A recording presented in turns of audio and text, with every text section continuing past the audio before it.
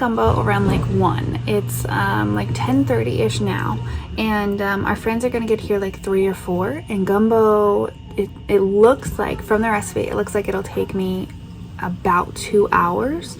So that way, if I'm finishing early, then I can just keep it warm. But if not, then we're ready in time for them to come here, and they'll probably sit and chill for a little bit before we eat.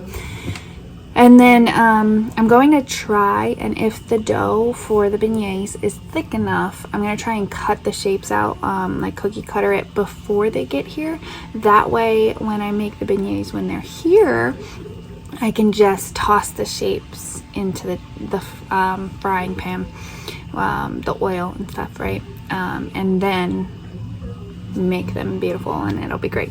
And then there'll be fresh beignets to have, which is, I'm just so excited, like gumbo and beignets. We also have root beer to enjoy with our dinner. So it's just an overall like very Louisiana, New Orleans kind of fun time. So now, since I have all of that to do, I'm gonna go get ready, pick out what I'm gonna wear, which will probably just be comfy clothes, since we're just hanging out with friends. But I'm going to do my makeup, probably something a little extra so that I can make some content and stuff. And I'm also just always extra. But yeah, so I'm gonna do this and entertain my little bean back there, probably make him lunch in a little bit. And then yeah, so I did green and gold again because 1, I'm extra and I love this combo. 2, I got purple in my hair, so it's fine. We're just chilling here for a little bit. I'm going to make him lunch, and then, yeah, you got my makeup set? Yeah, thank you. Yeah, goes right here. We're going to, what was I saying? We're going to clean the house a little bit more. I took care of the toys already, and I took care of the bathroom, our guest bathroom that they use. So we're gonna go do that, have some lunch, and get ready for our friends to come over. Because we're excited, right, buddy? Right, buddy?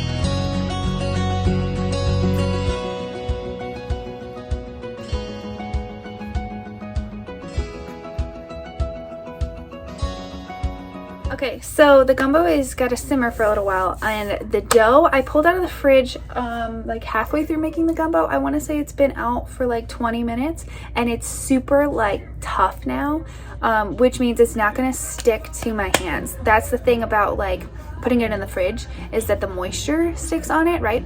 So I'm gonna actually be able to cut it, which I'm very excited about. So it is, let's see, it's 1:15, which means I'm way ahead of time, but that's fine. So I'm gonna cut up the things in a little bit. The gumbo is pretty much ready. It says to simmer for like 10 minutes uncovered. So I'm gonna do that, and then I'm gonna leave it on like the lowest setting for the next couple of hours, which will probably honestly make the flavor like extra good. So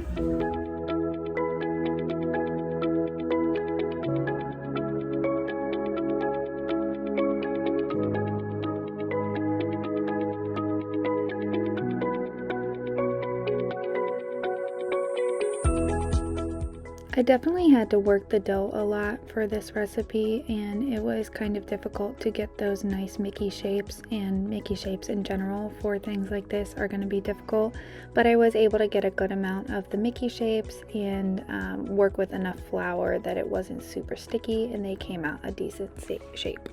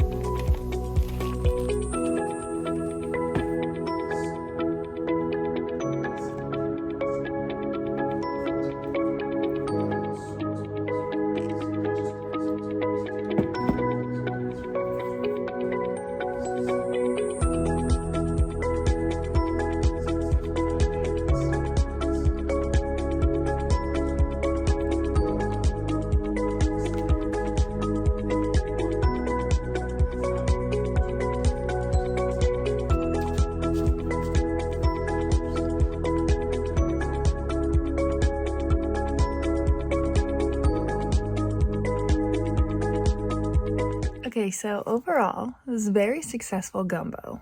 Delicious. Our friends loved it and asked for the recipe and how to make it and everything. And so I was super excited about that. It was a very prideful moment, you know what I mean? Just like so proud of that dish.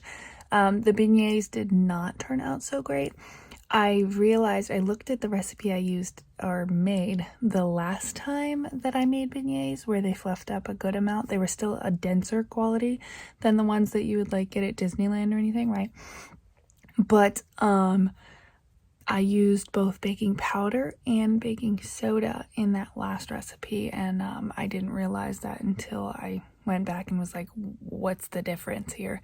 So I used the one from the park's cookbook, like you saw, but instead of using yeast, so that it didn't have to like rise. I also never cook with yeast. It's just not a thing I do. I don't make bread.